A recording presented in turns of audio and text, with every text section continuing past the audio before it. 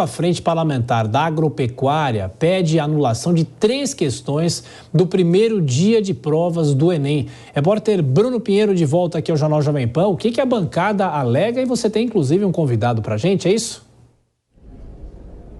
Olha, Tiago, repercussão gigantesca aqui no Congresso Nacional, logo após essa aplicação do Exame Nacional. Estou com o deputado Evair de Mello, do Espírito Santo. Antes, vamos ouvir o que disse um pouco mais cedo o atual presidente da FPA, o deputado Pedro Lupion, em relação a este exame que foi aplicado no dia de ontem com diversas ações sobre o agronegócio. Vamos ouvir o que disse o deputado Lupion da FPA.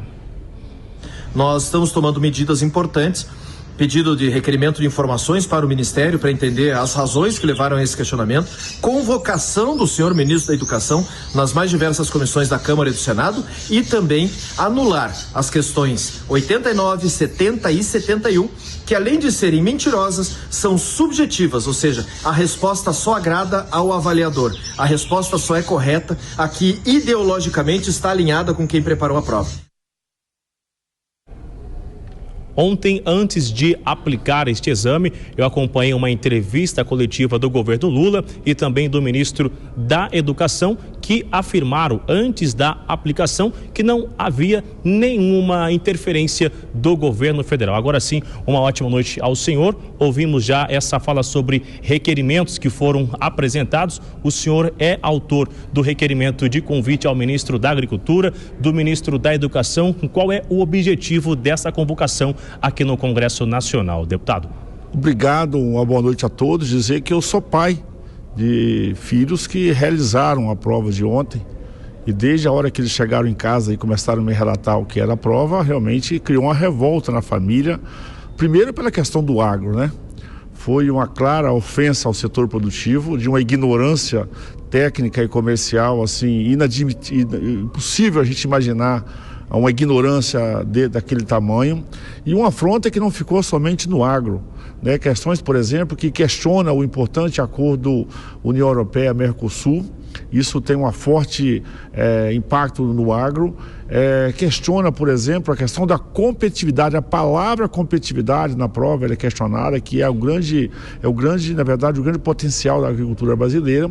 E esse afronta ao agro numa clara demonstração de quem não conhece, quem não tem nenhuma responsabilidade. Por isso, o ministro da Educação precisa de vir aqui, o diretor de ENEP precisa de vir aqui, o ministro da Agricultura, inclusive, precisa se pronunciar, porque ou ele se pronuncia ou ele se afasta do governo, porque se ele não se pronunciar, ele é conivente com essa posição. E para piorar, o diretor do INEP disse que essa prova não teve nenhum viés ideológico com o governo, uma vez que ela foi elaborada por professores universitários e professores da rede pública. Isso é pior do que se tivesse tido um viés, porque que comprova que claramente, pelas palavras do diretor do INEP, então as universidades e as escolas públicas estão fortemente contaminadas por esse viés ideológico de esquerda marxista, que é um horror, porque a própria prova ela elogia a ditadura da Coreia do Norte, né? Ela trata de questões específicas, por exemplo, como a supremacia chinesa sobre outras culturas e outras religiões. Ela faz manifestação clara de apoio ao Partido Comunista Chinês,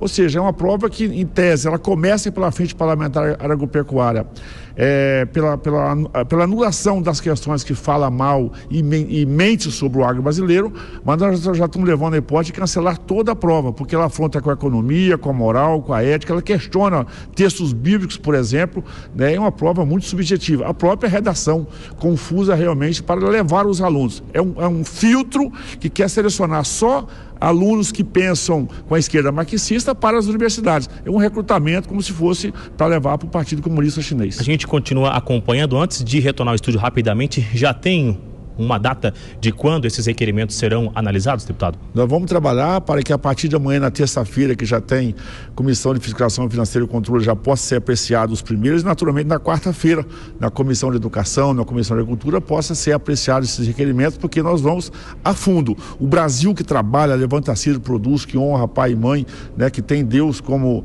a nossa grande referência, não pode aceitar esse abuso para as famílias brasileiras. Foi um afronto realmente essa prova prova do Enem, eu volto.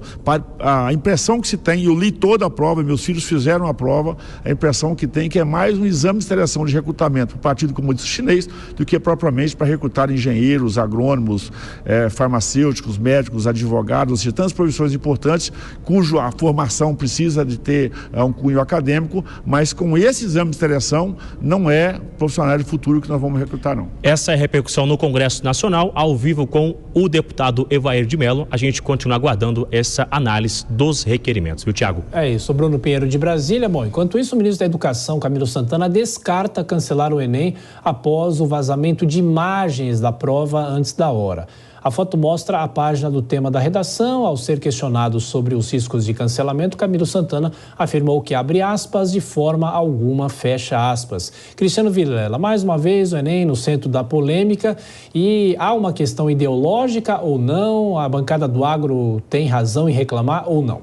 Olha, a bancada tem razão sim, porque de fato você tem questões que fogem àquilo que deveria ser aferido numa prova como essa e entram em temas extremamente polêmicos, subjetivos, com um claro viés para um dos lados políticos, especialmente no momento como que a gente está vivendo. Quando eu tomei conhecimento dessas perguntas, no começo até não acreditei, fui ver se as notícias eram verdadeiras mesmo, porque me parece algo tão pouco inteligente para ser educado, porque não tem o menor cabimento. Você traz daí todo o holofote dessa questão do Enem, onde se deveria discutir questão do ensino, questão de acesso à universidade, uma série de outras coisas, você traz o holofote para uma disputa política desnecessária. Então, eu vejo que nesse ponto, os organizadores da prova e o Ministério da Educação, acima de tudo, erraram e erraram feio.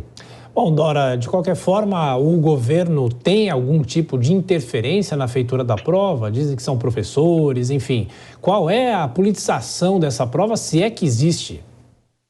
Pois é, eu não sei como é que é o processo de escolha, né? O organizador, o Instituto Organizador, diz que é uma coisa completamente isenta e tal, mas olha, é uma questão que não é nova, porque lá no governo Bolsonaro já havia essa questão com o sinal trocado.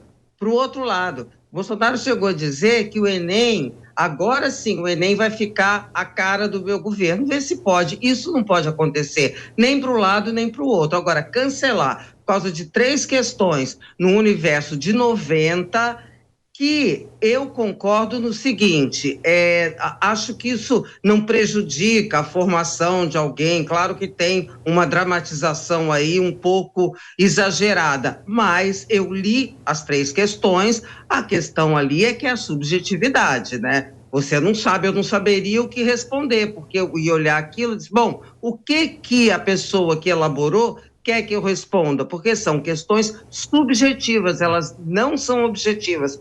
Isso é que está errado. Tem que corrigir esse negócio dessa elaboração da prova do Enem. Oi, Dora, inclusive, desculpa, Thiago, inclusive tivemos o episódio do Caetano Veloso, né? Que foi perguntado hoje uma questão envolvendo um texto dele, onde ele foi perguntado e ele colocou que para ele A estava correta, a B estava correta, a C estava, quer dizer, no final das contas, o próprio autor, ele entende que todas estão corretas, quem dirá os pobres estudantes. Foram 2 músicas, viu, Dora? É isso. É isso, quer dizer, é subjetivo, né? Sim.